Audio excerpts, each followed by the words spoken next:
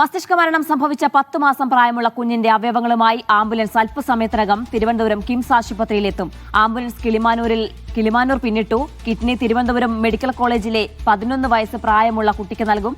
ആലിൻഷറിന്റെ അവയവങ്ങൾ 5 പേർക്ക് പൊതുജീവനേകും. വാഹനാപകടത്തിലാണ് പത്തനംതിട്ട മല്ലപ്പള്ളി സ്വദേശികളുടെ മകൾ ആലിൻഷറിൻ എബ്രഹാമിന്റെ മരണം. മൃതദേഹം ഗാർഡ് ഓഫ് ഓണറിന് ശേഷം ബന്ധുക്കൾക്ക് കൈമാറി.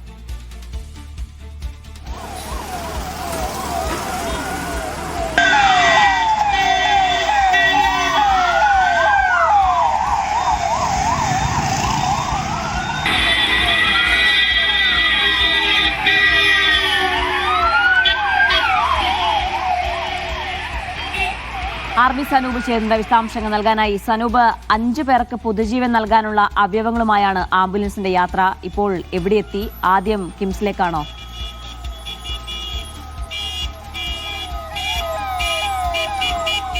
ജീന, 5 പേരുടെ പുതുജീവനേകാൻ വേണ്ടി ആംബുലൻസ് ഇപ്പോൾ തിരുവനന്തപുരം ജില്ലയിൽ പ്രവേശിച്ചിട്ടുണ്ട്. അല്പസമയത്തിനകം തന്നെ വെഞ്ഞാറമൂട് ഭാഗത്തെത്തും. വെഞ്ഞാറമൂട് കഴിഞ്ഞാൽ പിന്നെ ഒരു 25 കിലോമീറ്റർ മാത്രമേ ഉള്ളൂ കിംസിലേക്ക് എത്താനും അവിടെ നിന്ന് നേരെ മെഡിക്കൽ കോളേജിലേക്ക് എത്താൻ വേണ്ടിയും.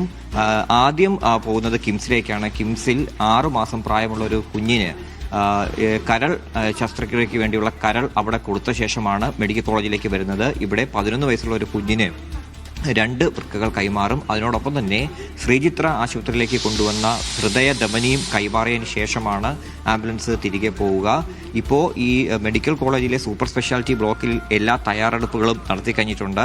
11 വയസ്സുള്ള കുഞ്ഞിൻ്റെ ശസ്ത്രക്രിയയ്ക്ക് വേണ്ട നടപടിക്രമങ്ങളൊക്കെ തന്നെ പൂർത്തിയാക്കും. ഇത് വരുന്ന മുറയ്ക്ക് കുഞ്ഞിനെ ഡ്രസ്സ് ചെയ്ത് നേരെ സർജറി ഡിപ്പാർട്ട്മെന്റിലേക്ക് കൊണ്ടുപോകും.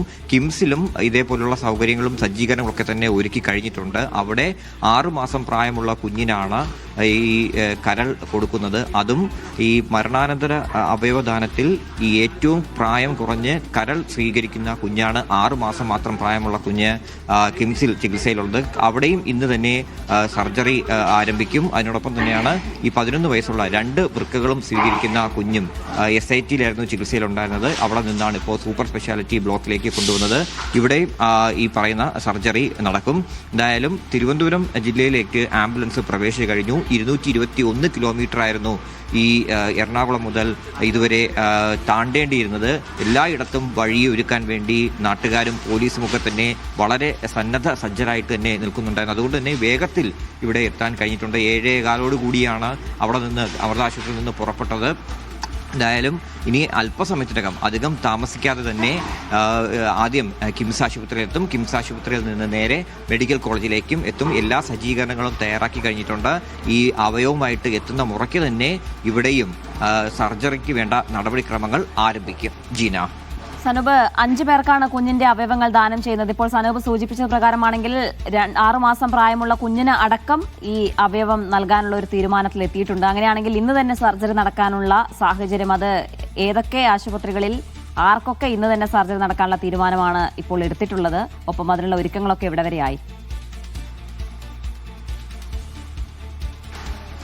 ജീന, ആലിൻ്റെ നേത്രപടം 2 നേത്രപടം അമൃതയിലാണ് കൊടുത്തത്. അവിടെ സർജറി ഇന്ന് നടക്കില്ല. അതാർക്കാണ് ഇത് കൊടുക്കേണ്ടതെന്ന കാര്യത്തിൽ അവിടെ തീരുമാനിച്ച ശേഷം അതിന് പാകമായിട്ടുള്ള ആളെ കണ്ടെത്തിയിട്ടായിരിക്കും അമൃതയിലെ സർജറി നടക്കുക. ആദ്യ സർജറി നടക്കുന്നത് കിംസ് ആശുപത്രിയിലാണ്. അവിടെ ഞാൻ നേരത്തെ പറഞ്ഞതുപോലെ 6 മാസം മാത്രം പ്രായമായുള്ള കുഞ്ഞിന് കരൾ ശസ്ത്രക്രിയ അവിടെ നടത്തും. അതിൻ്റെ തയ്യാറെടുപ്പൊക്കെ തന്നെ കിംസ് ആശുപത്രിയിൽ നടക്കുന്നുണ്ട്. രണ്ടാമത്തെ ഈ ശസ്ത്രക്രിയ നടക്കുന്നത് തിരുവനന്തപുരം മെഡിക്കൽ കോളേജിലാണ്. സൂപ്പർ സ്പെഷ്യാലിറ്റി ബ്ലോക്കിൽ 2 വൃക്കകളും തകരാറിലായ 11 വയസ്സുള്ള കുട്ടിക്ക് ഇവിടെ അതിൻ്റെ ശസ്ത്രക്രിയ നടക്കും. അതിൻ്റെ തയ്യാറെടുപ്പുകളും കഴിഞ്ഞിട്ടുണ്ട്. പിന്നെ ഉള്ളത് ശ്രീചിത്ര ആശുപത്രിയിലേക്ക് കൊണ്ടുവന്ന ഹൃദയധമനിയാണ്.